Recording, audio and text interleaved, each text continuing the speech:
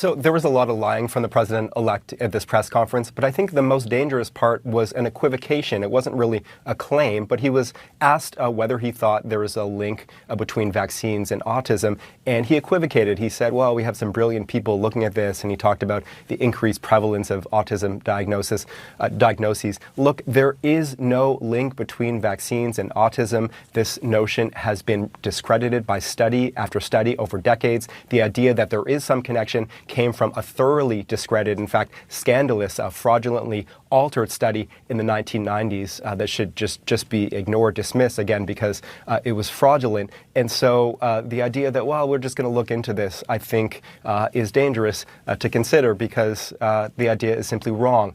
I'll pivot to some other topics. He talked, as usual, about tariffs, said under his first presidency, we took in hundreds of billions of dollars from China. That money was paid by Americans. It is American importers who pay the tariffs, not Chinese exporters, and many of those importers pass along the costs to U.S. consumers. He said no previous president had tariffs on China. That's wrong. He said there was no inflation under his own presidency, despite the tariffs, certainly lower than during the Biden presidency, but there was 8% cumulative inflation during his presidency, so not nothing.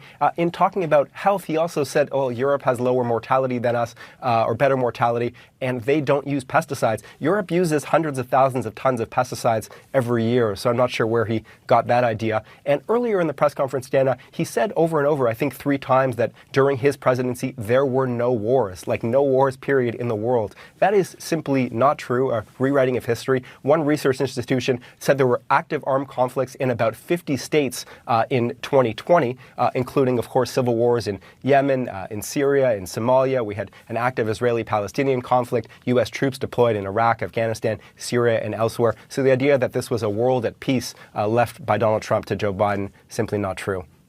Okay, well, thank you for all that. And I just want to underscore where you and I started our conversation, Daniel, which is on the suggestion that it is possible that autism is caused by vaccines. As you said, there was a 1998 study that has been completely discredited. There have been rigorous peer-reviewed studies that are credible, including some that analyzed more than 1 million children that have shown there is no link between autism and vaccines. Thank you so much for that.